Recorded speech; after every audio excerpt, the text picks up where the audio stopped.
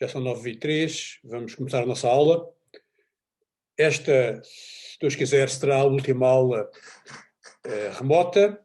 Para a semana, não haver nada em contrário, teremos uma aula presencial em Gambelas. E nesta aula vamos, de certa maneira, completar a matéria de programação em C. É um marco notável. Nós começámos isto, já lá vão 6 meses, no princípio de outubro, a programação operativa, e estamos hoje a encerrar este ciclo. E vamos ter mais uma aula sobre ordenação. Eu fiz um pouco batota.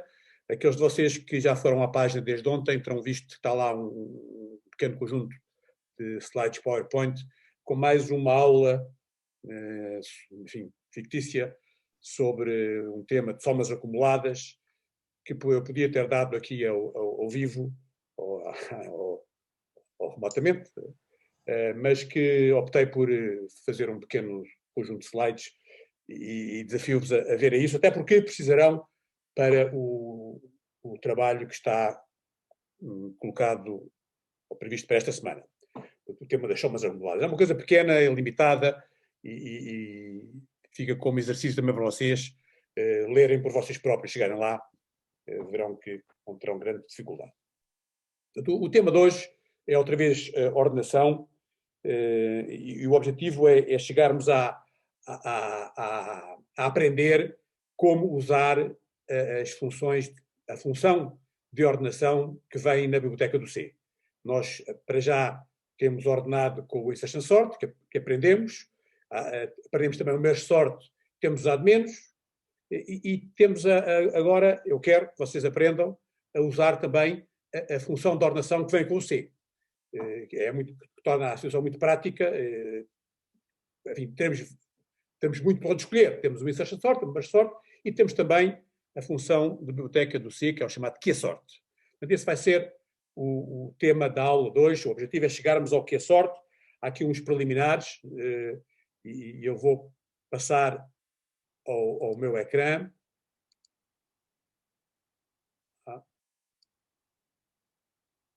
Digam só, por favor, que estão a ver o meu ecrã.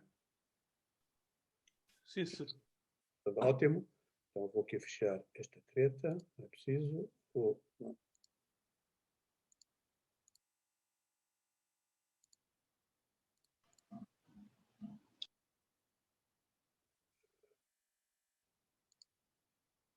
Vídeo.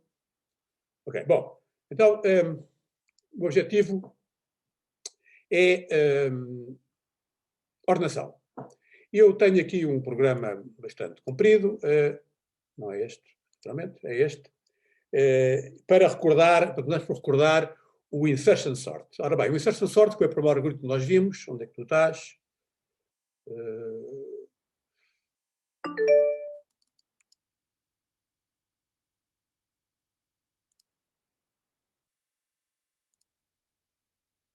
É o insort, estou a procurar dele.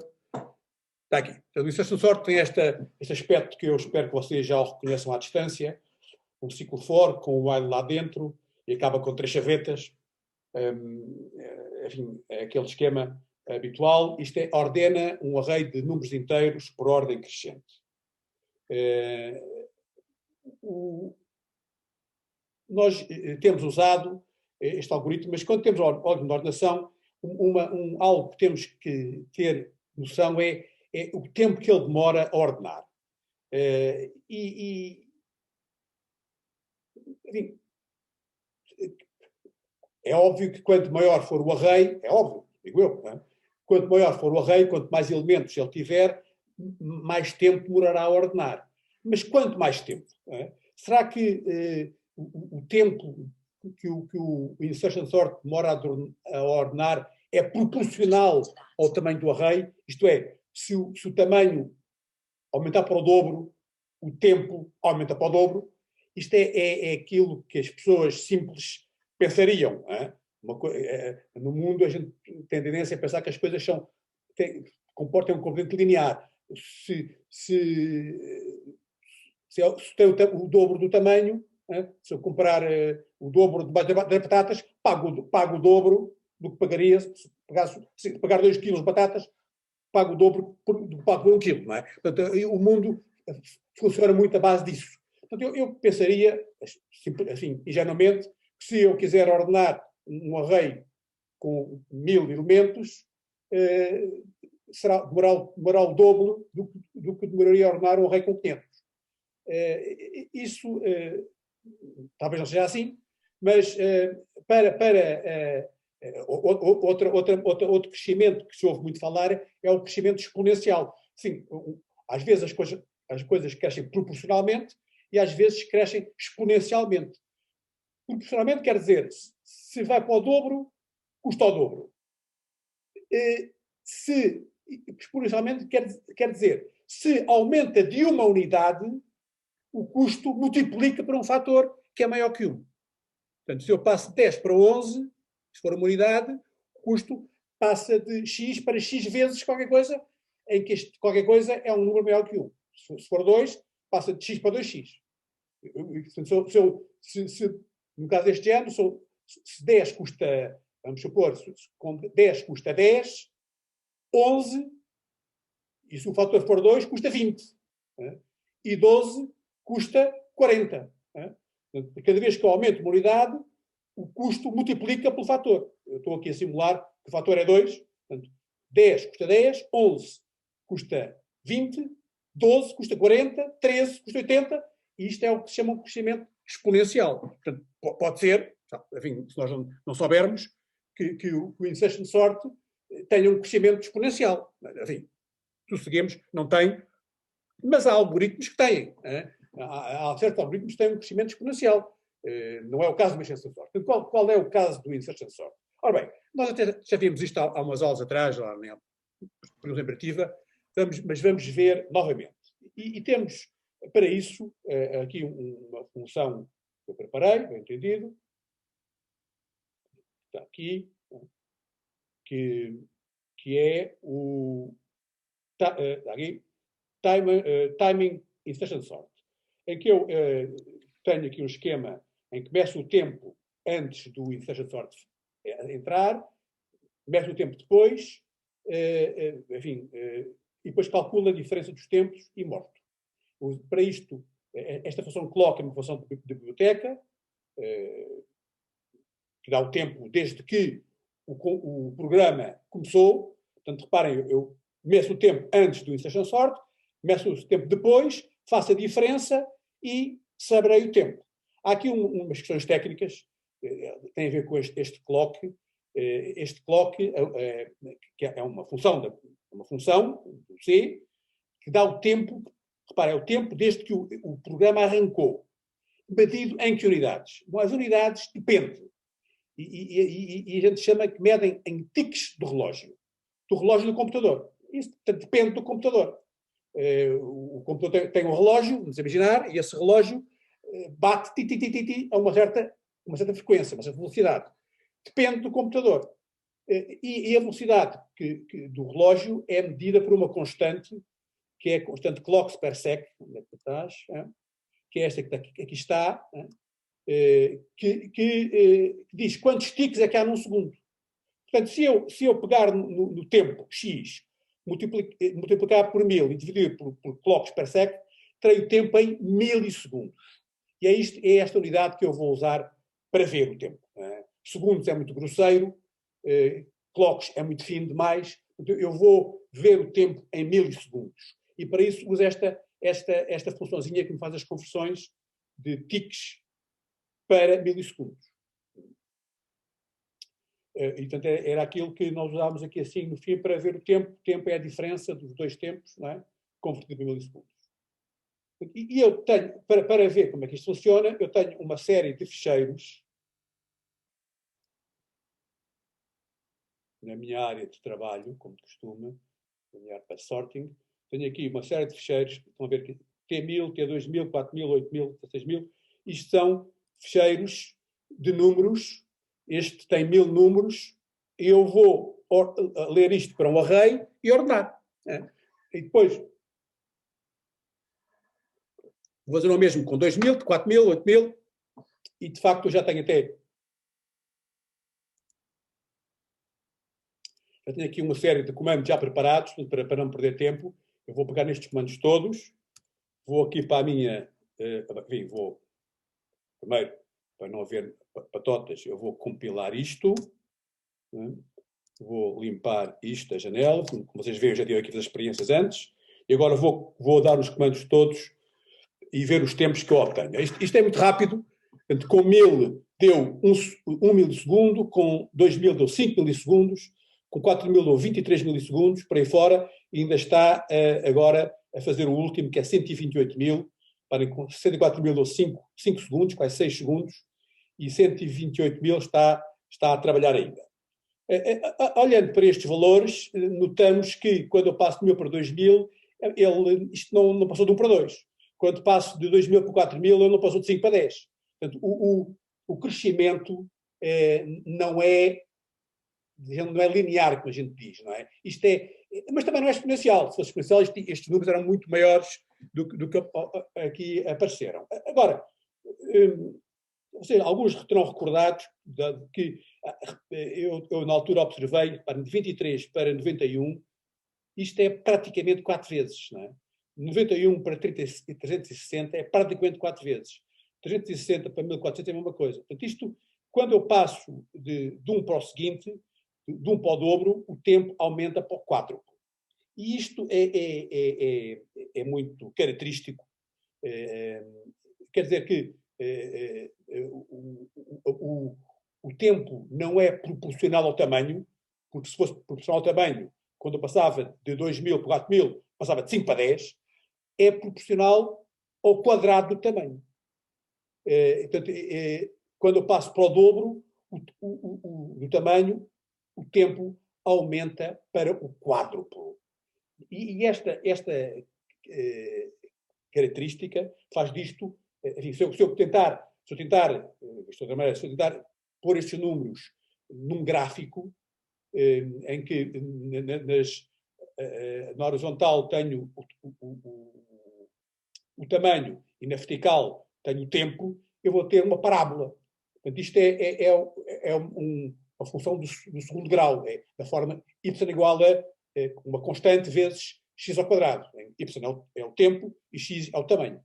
Portanto, de facto, esta fórmula, se eu agora depois fizer as contas, eu tenho aqui está alguns, vamos lá ver onde está.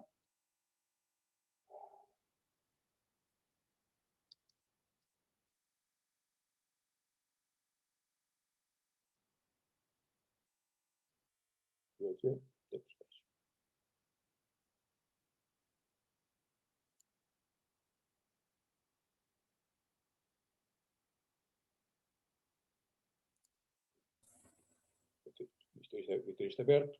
Esta fórmula, feitas as contas, né, é esta que aqui está. T igual a 0.0000142 vezes n ao quadrado. Do tempo, né, o tempo que o meu intersetor demora em função de n, tamanho do array, é dado por aquela fórmula.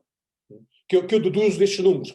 Não há nenhum milagre. É só aplicar, a partir do momento que eu reconheço que isto é a forma y igual a k vezes x ao quadrado, só tenho que calcular o k e para isto basta aplicar aqui com 128.000 e 23.000 não sei o quê e dá isto que aqui está. Vocês podem observar, eu aqui nesta página tenho os valores que eu obtive ontem à noite quando escrevi este texto e são da mesma ordem da grandeza desde que obtive aqui hoje. 23.244 ontem, 23.626 hoje.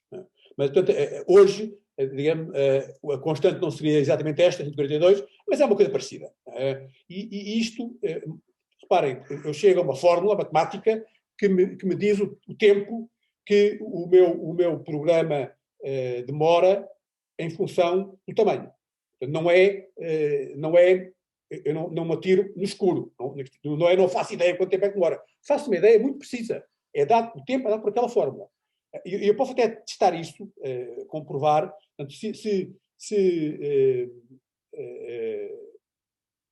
eu agora aplicar esta fórmula para,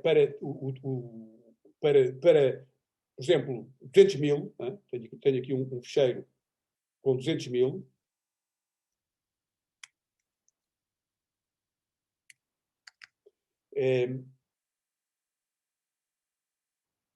Feitas as contas, isto dá cerca de um minuto. Né? Se eu aplicar aqui o valor ali, o N aqui nesta fórmula, está cerca de um minuto. É a previsão que eu faço por aplicação da fórmula. E agora posso esperar aqui um bocado e ver se isto realmente dá um minuto. Reparem, qual é o significado disto? É que nós podemos ter uma previsão bastante precisa do tempo que demora o nosso algoritmo. Porque conhecemos as suas propriedades. Toda esta análise que estamos aqui a fazer de maneira empírica, vocês para o ano farão de maneira matemática e de maneira analítica na cadeira de algoritmos de estruturas de dados. Mas isto não invalida que vocês saibam, desde já, com muita clareza, que o insertion sort diz um algoritmo quadrático, porque o tempo de execução é proporcional ao quadrado do tamanho do array que estamos a ordenar. Reparem, ele está ali ainda a trabalhar, eu tenho confiança, e não estou a medir o tempo, mas já está, reparem, acabou e foi cerca de um minuto. Não é? Portanto, tal qual como a previsão que nós obtemos usando esta forma. Isto, reparem, fiquem, para ordenar um array com 200.000 números, o insertion sort, neste com o meu computador, né? Reparem, isto varia de computador para computador, neste meu computador demora cerca de um minuto. É muito ou é pouco? Não é muito nem é pouco, é o que é. Nós podemos comparar com o que aconteceria se nós, em vez do insertion sort, usássemos o merge sort, que está, enfim, no programa, está na opção B.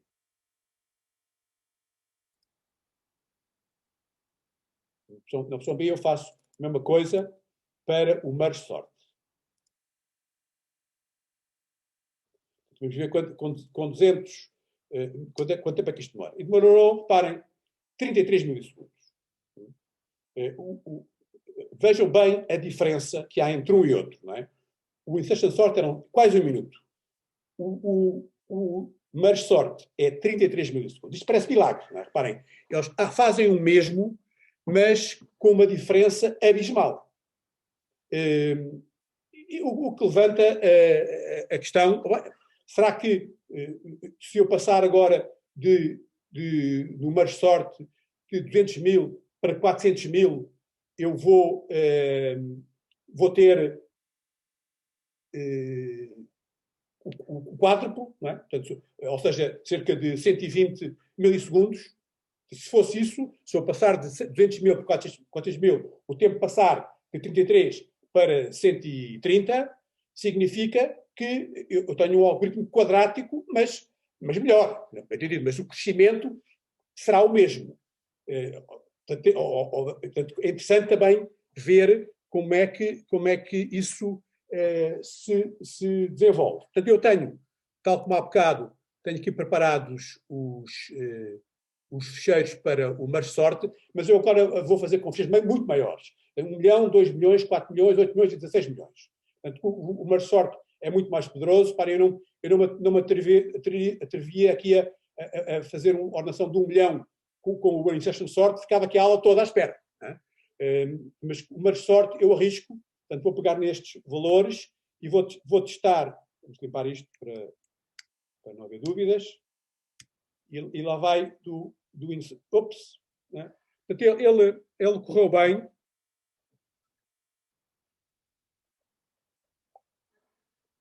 Com 1 milhão deu 188, né? A bocado era 33 para 200.000, portanto, repara isto, para 1 milhão ele teria aumentado 3 vezes, portanto, já estaríamos em muito mais do que 188. Portanto, este crescimento parece mais favorável. Aliás, de 1 milhão para 2 milhões, ele passa de 188 para 396, que é praticamente o dobro. Né? Portanto, até parece que é proporcional. Veremos isso melhor, mas aqui aconteceu uma coisa terrível, porque depois, a certa altura, estourou. Para 4 milhões, 8 milhões, 16 milhões, o programa estourou. como vocês ouvem pelo meu tom de voz, eu não estou preocupado por ter estourado, bem dito, eu estava à espera que tivesse estourado, fiz isto planeado, para vos demonstrar, para vos explicar o que é que aconteceu. O algoritmo em si parece estar bom, para 1 milhão funcionou, para 2 milhões não funcionou, para 4 milhões estourou, por simplesmente, com segmentation default.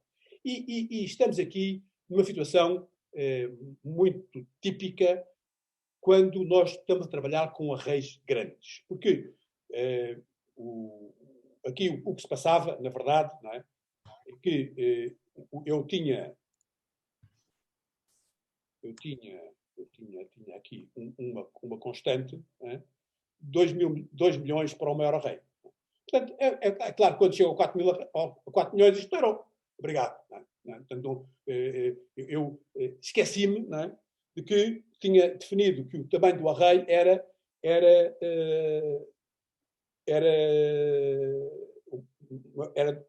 a capacidade, melhor dizendo, era 2 milhões. Portanto, eu vou ter que dar isto, se vou até 16 milhões, tenho que dar isto para 16 milhões. Okay? Portanto, o erro era este, com certeza que já vos aconteceu muitas vezes. Agora compilei, lá vai outra vez. Não é? Ops, não era isto que eu queria mesmo com o mais pequeno, vamos mexer por dentro.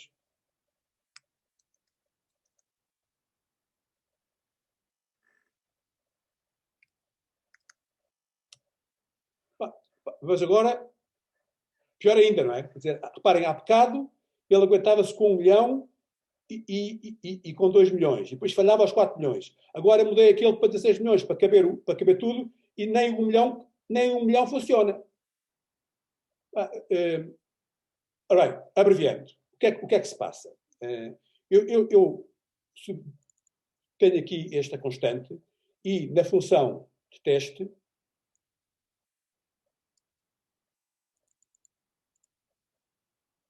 declaro um array de 16 milhões. Não é? Ora, um array de 16 milhões de inteiros ocupa quantos bytes? Se cada inteiro são 4 bytes, dá 64 milhões de bytes. 64 megabytes. Ora bem, há uma condição dos programas em execução, neste caso no meu sistema operativo, do Mac, no Windows é uma coisa equivalente, que delimita o tamanho das variáveis que nós o tamanho total das variáveis que nós temos no nosso programa. Aqui no nosso caso, eu tenho este array, tenho mais o N, tenho o T1, T2, tenho o W, portanto, estas variáveis e mais as variáveis que houver depois dentro do MSort, bem entendido, não é? Mas estas variáveis que vão estar na memória num dado momento, todas juntas, não podem ultrapassar 8 megabytes. É assim, pronto, é assim que isto funciona. Ora bem, se eu tenho um array que só por si ocupa 64 megabytes, estou tramado. Portanto, não vai dar. Há bocado dava com 2 milhões, porque 2 milhões, reparem, 2 milhões é precisamente 8 megabytes, um pouco menos. Portanto, dá para 8 megabytes e dá para mais umas coisinhas que se arranjam. Portanto, dá, mas 4 milhões já não dá. Se vocês tiverem experiências, 2 milhões e 1 dá, mas 2 milhões e 2 milhões e 100 mil já não dá. Portanto, porque já ultrapassa o limite da memória atribuída à pilha de execução. Portanto, nós veremos isso melhor e vocês verão isso melhor muitas vezes ao longo do curso. Os programas, quando correm, usam um mecanismo de pilha, que é um mecanismo de software, entendido, para a qual é atribuída uma memória do sistema operativo, 8 megabytes. Se essa memória se esgota, o programa morre. E foi o que aconteceu aqui. Neste caso não esgota. Eu a declarar este array, não é possível, digamos, fazê-lo e o programa termina com aquele segregation fault. Ora bem, isto quer dizer que eu não posso ter arrays tão grandes assim? Era faltava, não é? Claro que posso. Não posso é fazer desta maneira. Tenho que ter, se eu quiser arrays grandes, que tenham mais que 8 megabytes, eu tenho declará-los em memória dinâmica, que é o que está aqui feito em baixo. Eu vou aproveitar cá para cima.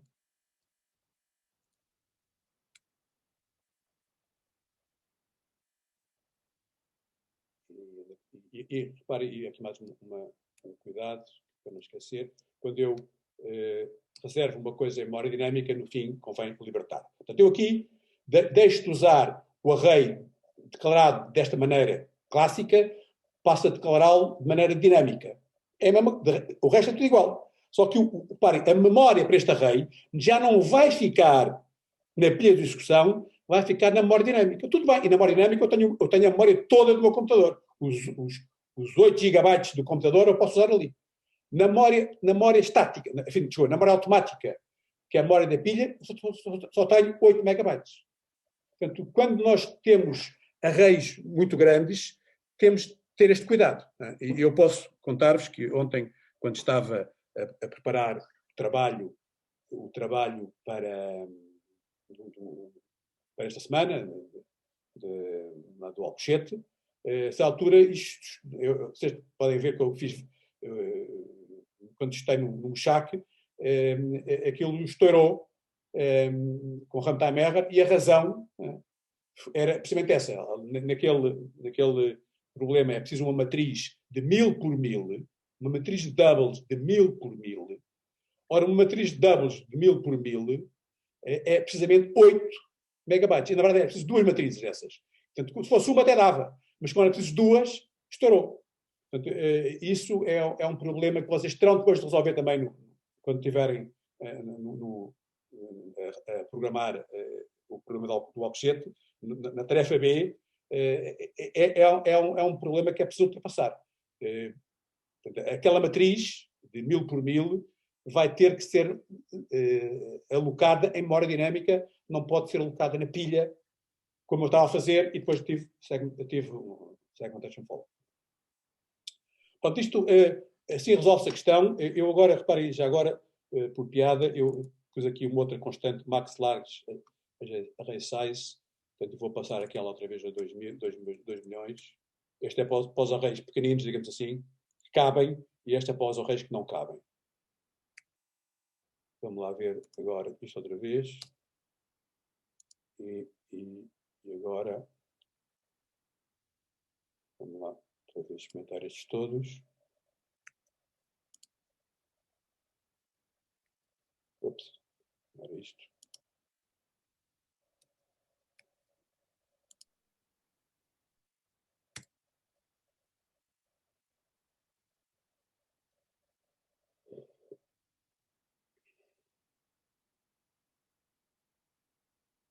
Portanto, reparem agora que está a correr bem.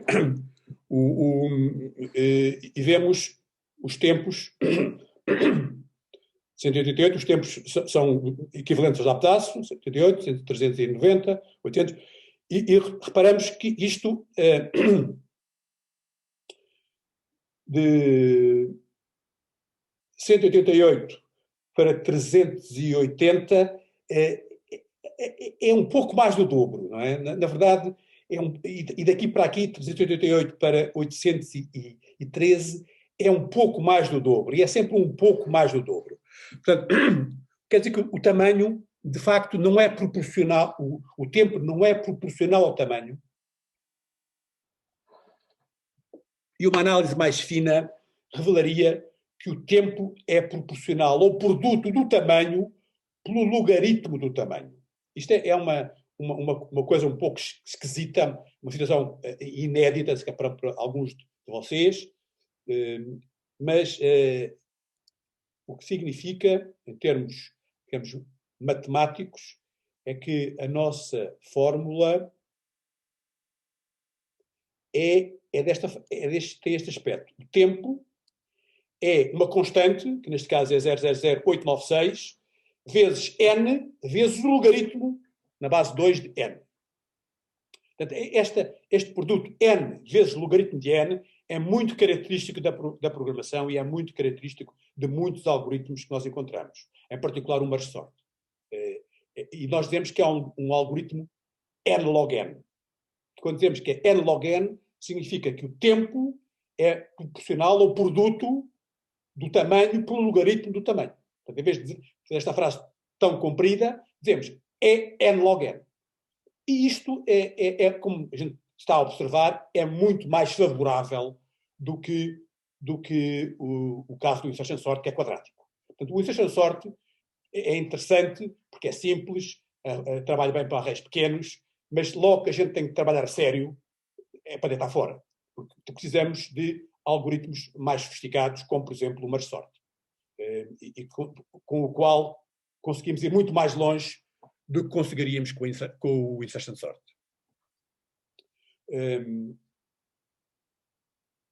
Ora bem, há um outro algoritmo, e aparece aqui agora no texto, que é muito famoso, que é o quicksort, e que também interessa conhecer, mais uma vez, vocês vê-lo-ão em pormenor na cadeira de algoritmos de estruturas de dados,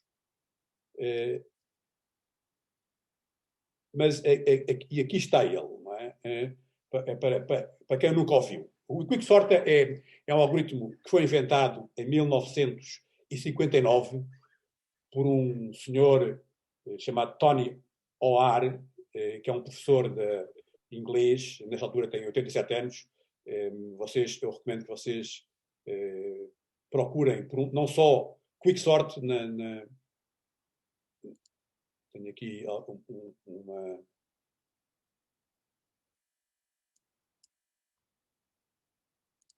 Aqui na Wikipédia tem um artigo muito completo sobre o quicksort. Eu não vou entrar em pormenores hoje sobre o quicksort, não é? Isso fica para a vossa próxima cadeira, mas vocês podem usar. Não é? Têm aqui, isto irá para a biblioteca do Our Inch, ainda não está, mas eu colocarei, e depois podem usar. Usam o quicksort como usavam o insertion sort, esquecendo como é que ele é feito. Ainda que, olhando para este código, nós notamos aqui que é um algoritmo recursivo, de facto ele faz duas chamadas dele próprio, né? E tem uma fase aqui preliminar com o ciclo do while, em que o que ele faz basicamente é trocar os elementos do array, colocando do lado esquerdo todos os que são menores que P e do lado direito todos os que são maiores que P. Em que P é o elemento central, é o chamado pivô, é o elemento central do array, é o elemento que está no meio do array. O array tem N elementos, o pivô é o que está, é o valor do A, N sobre 2. Portanto, ele põe do lado esquerdo todos os que são menores que pivô, do lado direito todos os que são maiores que pivô, e depois aplica o mesmo algoritmo ao lado esquerdo e ao lado direito. Isto é uma ideia fantástica, é um algoritmo que foi inventado, reparem, não é uma coisa da tradição, não consta que alguém tenha inventado o insertion sort, mas o sort foi inventado e, quanto a mim, é um algo perfeitamente fascinante.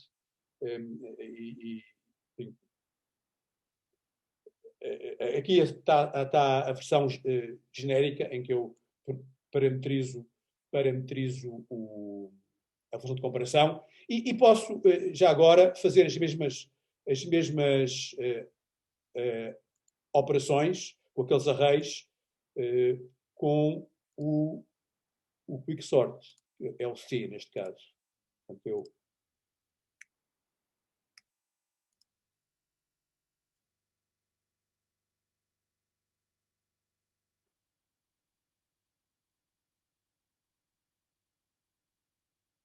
Portanto, vocês podem ver, o quicksort tem o mesmo tipo de comportamento que o merge sort, até é um bocado melhor, não é? Reparem aqui, o último temos pouco menos de 3 segundos, enquanto o outro estava 3 segundos e meio, mas é o mesmo tipo de crescimento. O quicksort é também um algoritmo n log n. Portanto, é pronto, não é? Há aqui mais coisas sobre o quicksort, mas eu vou avançar. Porque o nosso objetivo é chegar ao Q-sort. O Q-sort...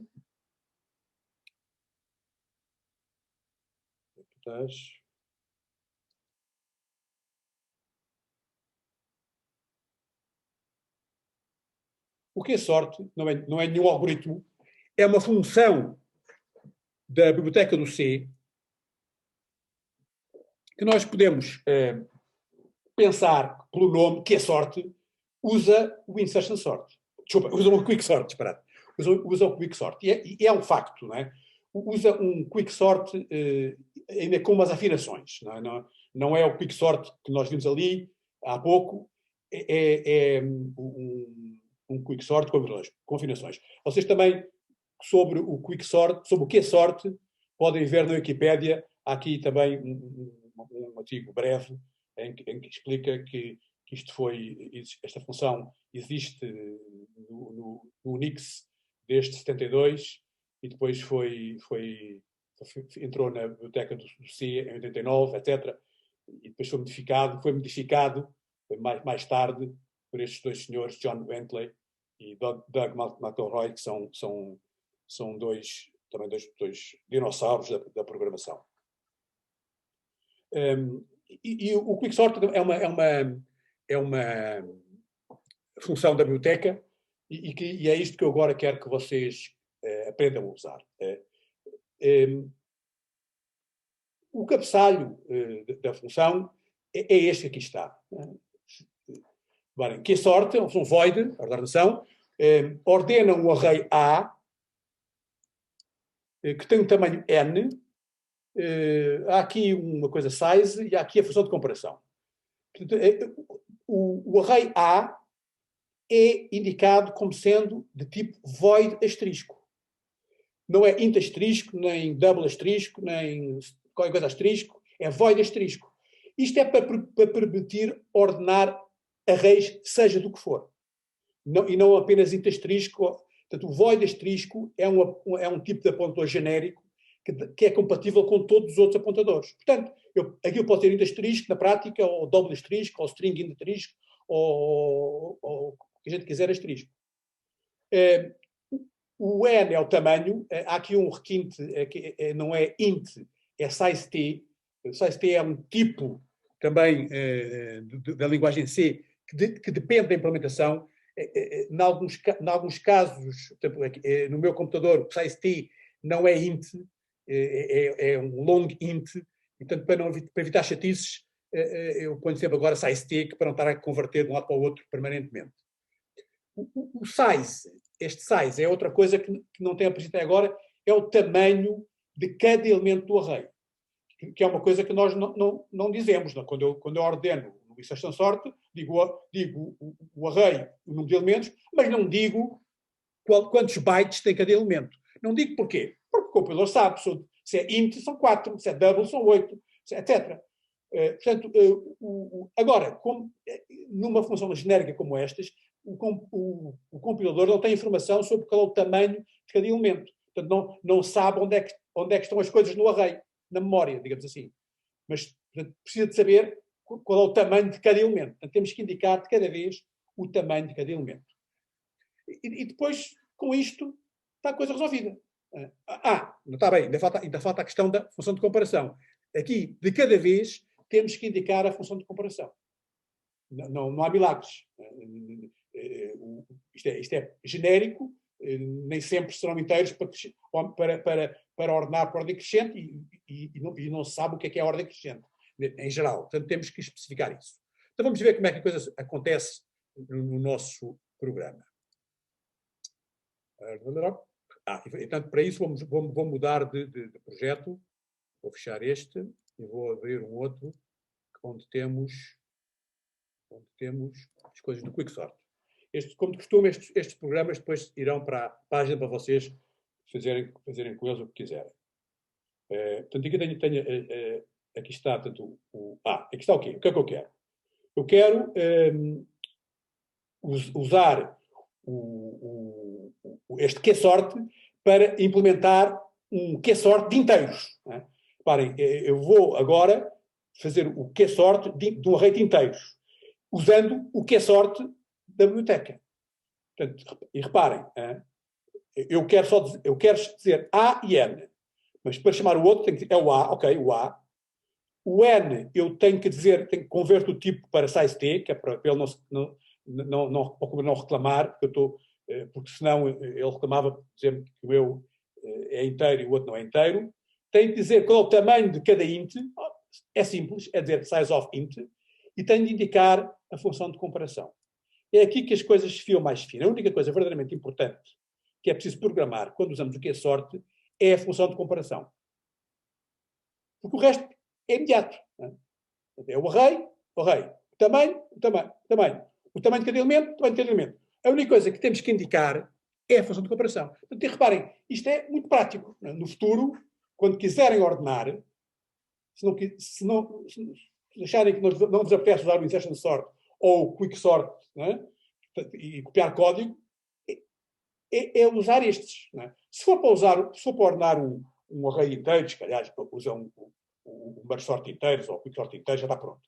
Mas se for para usar outra coisa qualquer, para ordenar tipicamente um array de estruturas, né? Estruturas ad hoc que a gente precisou para o nosso problema lá, por exemplo, o problema dos aniversários, tínhamos que ordenar o array dos aniversários, tivemos que programar um quick sort, um insertion sort para aquilo, perdemos algum tempo lá a estar aquilo. Se tivéssemos o que é sorte, não tínhamos que perder tempo. Bastava programar a função de comparação.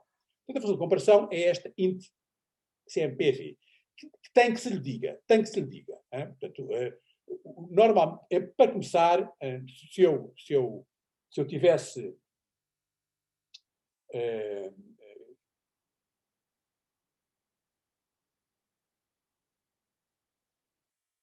a usar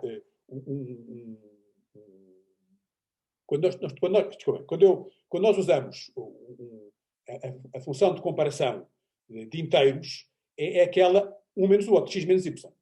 É isso que temos visto habitualmente. Mas o x menos y, para comparar inteiros, dá negativo se o x for menor, dá positivo se o x for maior, que tem servido bem, não é? Tem um inconveniente. Reparem, se eu pegar o número 2.000 milhões e no número menos 2.000 milhões, não é? 2.000 milhões e menos 2.000 milhões,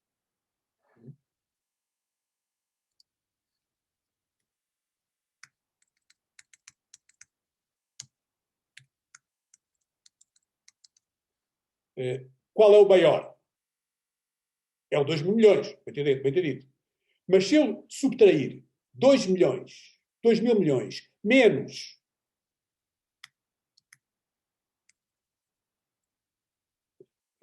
estamos certos. 1, 2, 3, 1, 2, 3, 1, 2, 3, menos.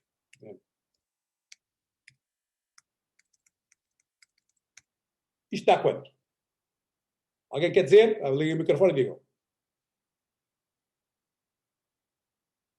Quanto é que dá 2.000 milhões menos 2.000 milhões? 4.000 milhões. 4.000 milhões. Não é? Exato. 4.000 milhões. Só que 4.000 milhões não existe. Não é? Não existe no nosso computador. Porque o limite é pouco mais de 2.000 milhões. Portanto, na verdade, isto vai dar um valor negativo. Portanto, se eu tivesse um array onde lá no meio havia o número 2.000 milhões e à frente havia o número menos 2.000 milhões, ele ia pensar, entre aspas, que o 2.000 milhões era mais pequeno, era menor que o menos 2.000 milhões, porque a diferença é negativa. Entendido? Porque como aquilo dá um overflow ao calcular esta diferença, 4.000 milhões já não existe, na verdade o resultado é um número negativo. Aliás, eu até tinha aqui um teste.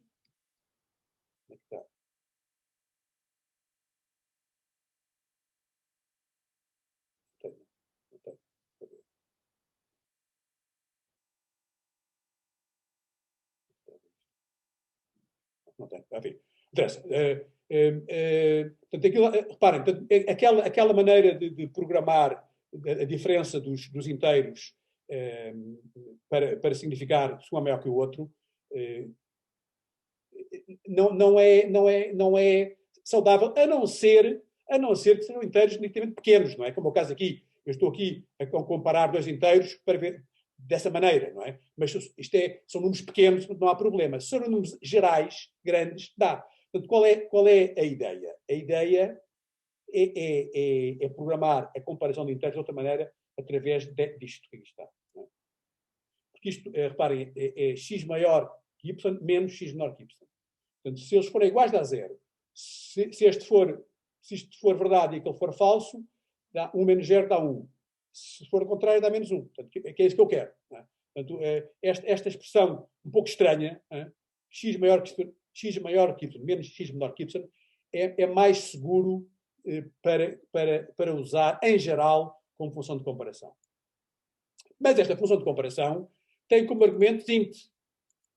E eu, para a função que é sorte, preciso de argumentos, vocês não têm isso presente, mas preciso de elementos do tipo const void asterisco, os dois. Não é? Portanto, é assim que tem de ser na função que é sorte. Não é int. Os argumentos da função de comparação são const void asterisco. Portanto, eu tenho que passar de const void asterisco para inteiro.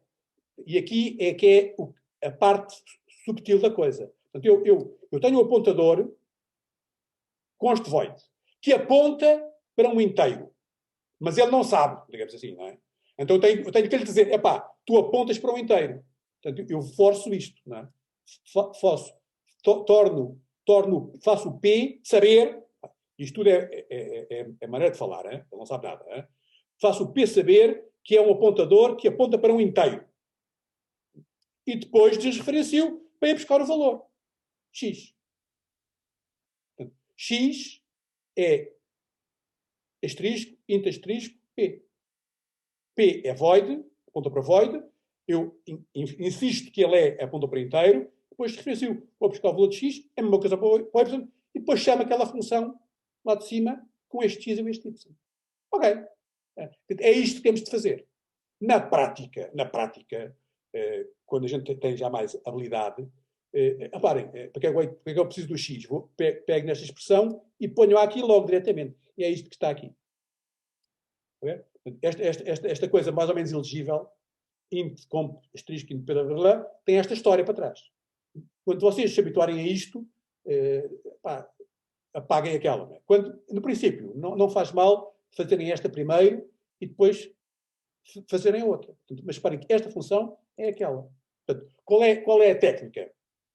Quando nós temos o que é sorte, e como eu vos disse, a única coisa que é preciso fazer é programar a função de comparação, a gente primeiro programa a função de comparação normal. É esta aqui. Normal. É? Depois, se tivermos ainda pouca prática, programamos a função de comparação void asterisco. É? Usando este esquema aqui. Desreferenciamos e tal. E depois, se quisermos, deixamos assim. É? Está feito. É? Eu chamei aqui V1, porque de facto não vou usar, mas se quisermos continuar, fazemos isto. E que fica com este aspecto mais ou menos elegível, mas que é assim. E é isto que com isto nós podemos usar aquela função na capitagem. Está perdido do quick sorter cá em baixo. Já perdi a capitagem.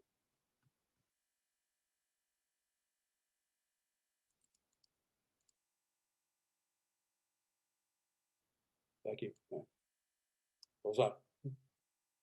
Estou a usar diretamente. Não é? Aqui neste outro caso, reparem, eu fiz um outro teste com ordenação decrescente e a ordenação decrescente, enfim, neste caso eu tinha uma ordenação decrescente ainda feita da mesma maneira, mas espera aí, neste caso não é preciso, é a negação da outra, não é? Sabe isso, não é? E aqui depois tenho a ordenação por peso, cá tenho a ordenação por a função do peso, e depois a ordenação por peso normal, compara por peso, desempata por valor, compara por peso, desempata por valor, e agora a ordenação, a função de comparação, eu ponho aqui um Vzinho para me lembrar que são as void asterisco, não é? Em que é a mesma coisa, só que em vez de XY é asterisco, int asterisco P, asterisco, int asterisco Q. já vai disto. Tinha aqui mais outra ainda com datas e a mesma lenga-lenga. Portanto, a ver, isto é praticamente sistemático. Vocês já sabem, penso eu, fazer aplicar estas funções de comparação e agora, para usar o que é sorte, é aprender esta técnicazinha que eu estou a ilustrar neste momento. E podemos agora correr o Quick Sort com aqueles mesmos testes, os todos, para ver como é que ele se porta. Onde é que ele está? É o G.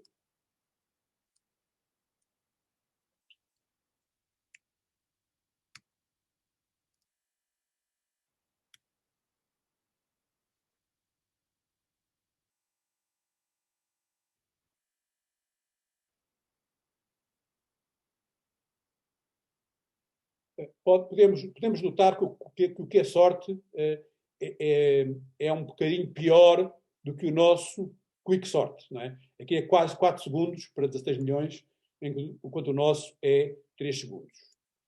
Porquê é que isto será assim? É? Bom, o nosso Quick Sort é um de inteiros. Portanto, está afinado para inteiros. Este que é sorte não está afinado para inteiros. É prático porque é geral, mas trabalha mais desnecessariamente por causa desta generalidade. Além disso, tem estas afinações, porque uma das coisas giras interessantes do Quick Sort é que, sendo um algoritmo muito bom, pode ser muito mau. Isto é, há casos patológicos que fazem o Quick Sort funcionar muito mal. Esses casos, digamos, são raros, mas podem ser construídos. Eu posso fabricar um ficheiro de texto, um ficheiro de dados, um ficheiro de números, que faz o Quick Sort funcionar muito mal. E, portanto, o Quick Sort tem de se defender disso, e são essas afinações que estão incorporadas no Quick Sort para que ele funcione razoavelmente, mesmo nos casos em que o Quick Sort normal funciona mal. E tudo isso junto faz com que o Quick Sort, para estas experiências, parece que funciona menos bem. Reparem que nós estamos a trabalhar, os ficheiros de teste são todos ficheiros de números aleatórios, e há situações práticas em que os dados não são números aleatórios, em que, por exemplo, há muitas repetições, e nesse caso o comportamento pode ser diferente deste que estamos aqui a exibir com estas experiências. Bom, isto está quase a acabar. Eu queria só chamar a atenção. Professor, posso fazer uma pergunta? Sim. O que o sorte dá para ordenar também caracteres? Dá, é isso que eu ia mostrar agora a seguir, está bem? Ok. Pronto, deixe-me lá procurar. Portanto, aqui temos Quick Sort Strings, está aqui. Reparem, o esquema é o mesmo. Eu tenho aqui agora um array de strings, não é? Estão a ver?